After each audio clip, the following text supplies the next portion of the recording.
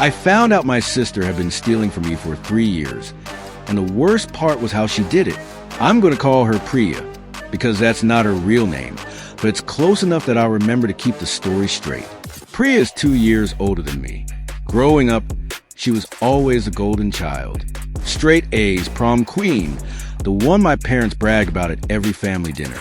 I was the quiet one who kept to myself and worked 2 jobs through college, so I wouldn't graduate with debt. That part matters, so hold on to it. When I turned 25, my grandmother passed away and left me a small inheritance. Not life-changing money, but enough to matter, enough to put a real down payment on a house instead of renting forever. I was careful with it.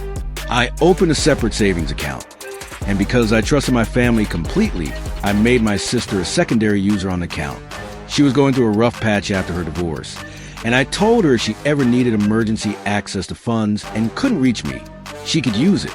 I never imagined I'd need to worry about her using it when I could reach me just fine. For 3 years, I checked that account maybe twice a year. I wasn't trying to touch the money. I was saving it.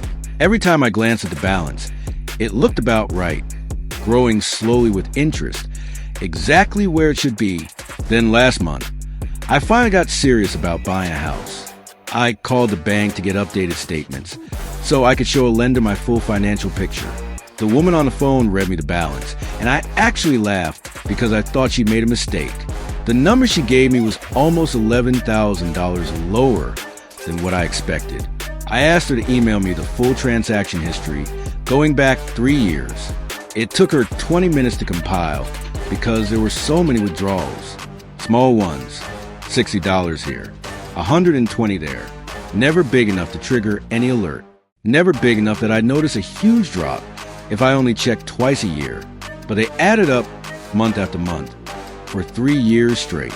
Nail appointments, a vacation to Cancun I never went on, multiple charges to a furniture store, and the final withdrawal made 2 weeks before I called for exactly $2,000. I sat in my car in a parking lot and just stared at my phone for probably 10 minutes.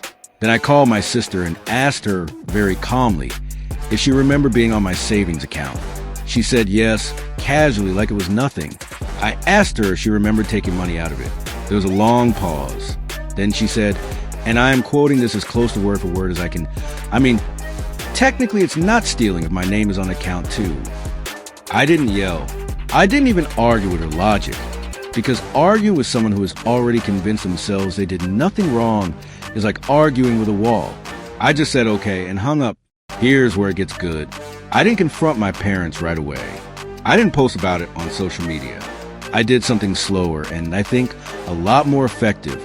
I drove to the bank in person the next morning and removed her as a secondary user, which I should have done years ago. Then I requested the full transaction history be printed, not emailed, printed on official bank letterhead. Every withdrawal, every date, every amount, right next to her name as the authorized user who made each transaction. Then I waited for the next family dinner. My parents host dinner every other Sunday, and Priya always brings her kids so my mom can see her grandchildren. It's usually a nice, boring evening. This time, I brought a manila folder. Dinner went normally for the first hour. Then, during dessert, my mom asked how the house hunting was going, and I said it was actually going a lot slower than expected because someone had taken almost $11,000 out of my savings account over the last 3 years. The table went quiet. My dad asked who would do something like that. I said I had the paperwork right here if anyone wanted to see it, and I slid the folder across the table. I watched my sister's face go through about 4 different emotions in under 10 seconds. My mom picked up the folder and started reading through the transactions out loud, which I did not ask her to do, but I also did not stop her. Nail salon, Cancun resort, furniture store, $2,000, no memo 2 weeks ago. My sister tried the same line on my parents that she tried on me. Technically, her name was on the account too. My mother did not find that argument nearly as convincing as my sister thought she would. My dad, who almost never raises his voice, asked her very directly whether she planned on paying any of it back. And if the vacation to Cancun had been fun, because apparently my sister took her boyfriend at the time on that trip and never told a single person where the money came from. She left dinner early. She didn't finish her dessert. 2 days later, my parents called me and said they wanted to help make it right, since apparently they felt some responsibility for putting the two of us in a situation where trust like that could be abused. They offered to cover a portion of what was taken. I told them that wasn't necessary, but I appreciated it. And I said the only thing I actually wanted was for my sister to acknowledge what she'd done without the technicality excuse. That acknowledgement still hasn't fully happened. What I got instead was a text message a week later that said, "I'm sorry you feel that way about the account thing," which, if you know anything about non-apologies, tells you everything you need to know about where her head is at. I did end up getting a chunk of the money back, not from her directly, but because my parents quietly adjusted what they'd normally give her for her kids' birthdays and holidays over next year and passed the difference to me instead.